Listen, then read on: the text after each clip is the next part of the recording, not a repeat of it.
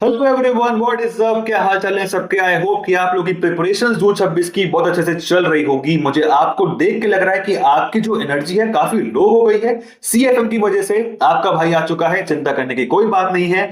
CFM की ऐसी effective strategies और ऐसी टिप्स लेके जो आपके प्रिपरेशन पे चार चांद लगा देगा।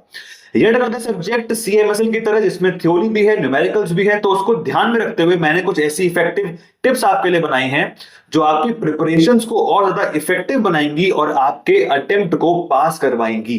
इस समय आपका टाइम बहुत क्रूशियल है ऑफ कोर्स, तो आपका टाइम बिल्कुल भी वेस्ट नहीं करेंगे। आते हैं सीधा टिप नंबर 1 पे।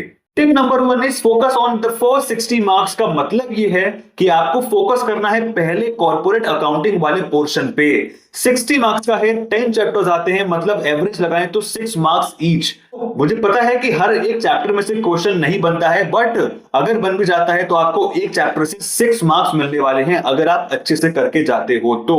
दूसरी चीज ये कि आपका जो सीए वाला पोर्शन है 60 मार्क्स वाला, वो आपके लिए इजी है याद करना या रिवाइज करना, बिकॉज 11th और 12th का काफी सारा पोर्शन यहाँ पे रिपीट हो रहा है। चाहे वो शेयर कैपिटल की बात हुई, चाहे वो जनरल एंट्रीज की बात हुई, चाहे वो स्टार्टिंग के जो एक दो चैप्टर्स हैं जहां पर डबल एंट्री सिस्टम की बात हो रही है, थ्योरी की बात हो रही है, डेबिट क्रेडिट, जो आपके लेजर्स हैं, जो आपका बैलेंस शीट का जो फॉर्मेट है, या फिर आपका जो रेशियोज है, ठीक है, वो सब आपने 11th 12th में कहीं ना कहीं बेसिक आपने पढ़ा हुआ है और वो चीजें काफी हद तक यहाँ पे रिपीट हो रही हैं।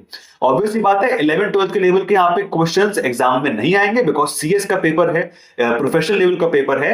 बट कई हद तक अगर आप इसको अच्छे से डीपली फोकस करते हो, कुछ भी लीव करके नहीं जाते हो, तो फिर आपके 60 मार्क्स में से बहुत अच्छे मार्क्स आ सकते हैं। एंड इवन आप इन 60 मार्क्स में से ही पासिंग मार्क्स स्कोर कर सकते हो, तो बाकी बचे 40 मार्क्स में से आप अपनी एग्जेम्पशन तक ला सकते हो। सो ये 60 मार्क्स पे ज्यादा फोकस करना, एफएम पे थोड़ा कम करना। बट ऑब्वियसली बात है कि सब्जेक्ट तो पूरा ही इंपॉर्टेंट है, बट फोकस आप ज्यादा कहां पे रखोगे ये मैंने आपको समझा दिया। सेकंड टिप इज कि सब्जेक्ट जो ऐसा है जहां पे आपको बहुत सारे ratios, as, end S, IFRS और एफएम वाले पार्ट में आपको कई सारे फॉर्मूलेस मिल जाएंगे, तो आपको जितने चार्ट्स और लिस्ट आप बना सकते हो उसको बनाओ अपने स्टडी टेबल के सामने, जो आपकी वॉल है या कोई अलमीरा है उस पर आप पेस्ट करो, ताकि आप जब भी बैठो टेबल पे आपको वो दिखाई दे। एंड एक ऑब्वियस सी बात और है कि इंस्टीट्यूट आपसे एक्सपेक्ट नहीं कर रहा है कि आपको सारे AS numbers, Ind AS numbers, IFRS number याद हो।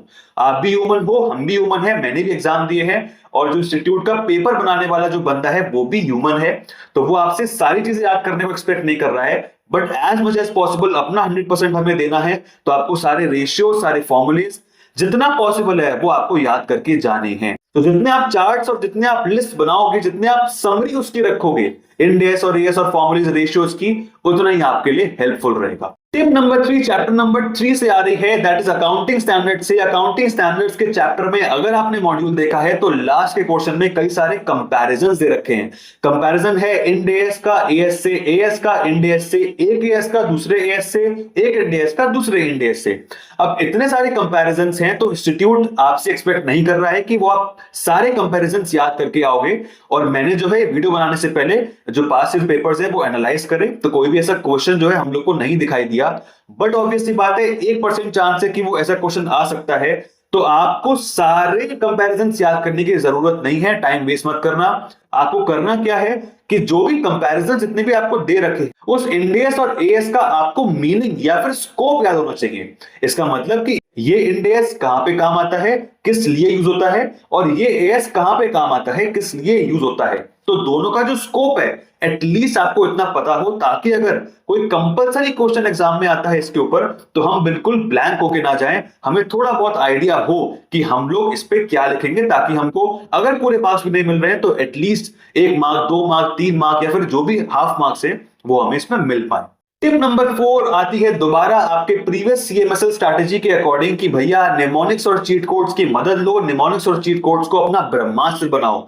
इस जो सब्जेक्ट है सीएफएम का, इसमें आपके सीए और एफएम दोनों के पोर्शन में स्टार्टिंग जो चैप्टर्स हैं वो प्रॉपर थ्योरी हैं, और इस प्रॉपर थ्योरी को याद करने के लिए, अगर इतनी डाइवर्सिफाइड थ्योरी है तो उसको याद करने के लिए निमोनिक्स बनाओ, चीट कोड्स बनाओ, अलग अलग डायलॉग्स को, अलग अलग मीम्स को, अलग अलग सॉन्ग्स को, या जो भी आप अपने दोस्तों के साथ दिन भर हंसी मजाक करते हो, क्या क्या बोलते हो, ठीक है, अपने कोई दोस्त का नाम, अभी अपना नाम, निकनेम, उसको बनाओ निमोनिक्स और उसको याद करो। आपको आसानी रहेगी याद करने में और आप कभी भी उस चीज को भूलोगे नहीं। तो एग्जाम में निमोनिक्स और चीट कोड्स बहुत हेल्प करेंगे। तो अगर आपको इजीली याद चीजें हो जाती हैं तो कोई प्रॉब्लम नहीं है, बट अगर आपको डाइवर्सिफाइड चीजें, डाइवर्सिफाइड टॉपिक्स याद करने में दिक्कत होती है तो निमोनिक्स एंड चीट कोड्स ब्रह्मास्त्र है। टिप नंबर 5 बहुत इंपॉर्टेंट है, दैट इज आपके जो ऑप्शनल क्वेश्चंस आते हैं सीएफएम के क्वेश्चन पेपर में। क्वेश्चन नंबर 4 आता है, क्वेश्चन नंबर 6 आता है। आपको मालूम है प्रीवियस ईयर के पेपर्स आप चेक कर सकते हो, 2 आते हैं ऑप्शनल क्वेश्चंस, 4 या 4A करो, 6 या 6A करो।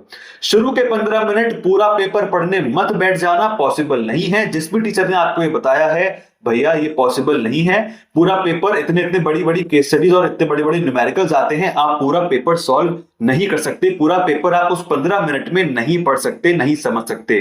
तो करना क्या है, जो ऑप्शनल क्वेश्चंस हैं उस शुरू के 15 मिनट में ये तैयार कर लेना है कि आपको 4 करना है या 4A करना है, 6 करना है या 6A करना है। आपने अगर नोटिस करा होगा, 4th जो क्वेश्चन होता है उसमें जो ऑप्शंस होता है 4 या 4A, 4 हमेशा होता है न्यूमेरिकल और 4A होता है पूरा का पूरा थ्योरी।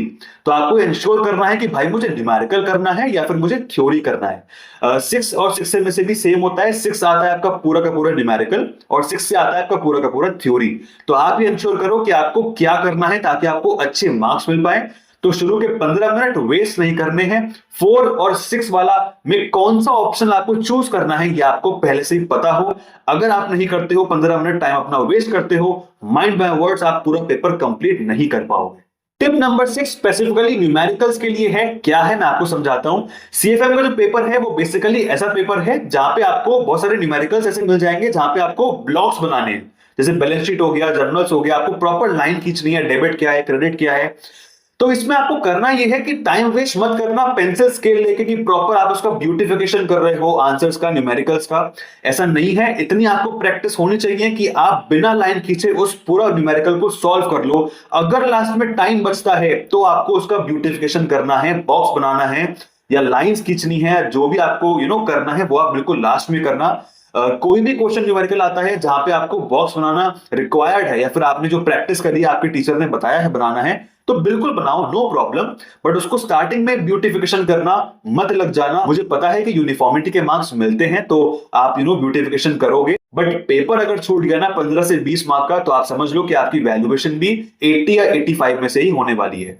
तो प्रायोरिटी आपकी होनी चाहिए कि पेपर पूरा हो, लास्ट के 5 से 10 मिनट अगर बचते हैं तो यूनिफॉर्मिटी मार्क्स को मद्देनजर रखते हुए आप उसका ब्यूटिफिकेशन कर सकते हो, प्रॉपर ब्लॉक्स या प्रॉपर लाइंस आप खींच सकते हो पेंसिल और स्केल लेके। रेस्ट यार बहुत ही डाइवर्सिफाइड सब्जेक्ट है। मैंने ये वीडियो बनाने से पहले पूरा मॉड्यूल गो थ्रू करा था, और बिकॉज मैं टीचिंग प्रोफेशन में नहीं हूं तो मैंने मॉड्यूल एक बार गो थ्रू करा ताकि मैं इफेक्टिव टिप्स आपके लिए लेकर आ पाऊं। बहुत ही ज्यादा रिग्रेसिव सब्जेक्ट है।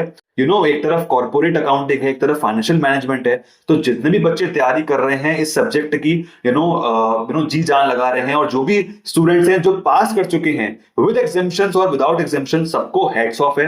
बिकॉज बहुत ही डाइवर्सिफाइड और बहुत ही ज्यादा बड़ा सब्जेक्ट है। मैंने देखा एफएम में हमें इतने सारे फॉर्मूलेज मिल जाते हैं, आपको वो भी याद करने हैं, आपको सीए का पोर्शन भी याद करना है, उसमें भी कई सारे लिमिट्स हैं, कई सारे ऐसी चीजें हैं जो बहुत ही ज्यादा ऐसा दिमाग खराब करने वाली चीजें हैं। बट यार ऑब्वियसली बात है कि आपको सारा स्ट्रगल जो है वो वर्थ इट लगेगा जब आपको वो 4 लेटर्स अपने रिजल्ट में दिखाई देंगे, PASS पास।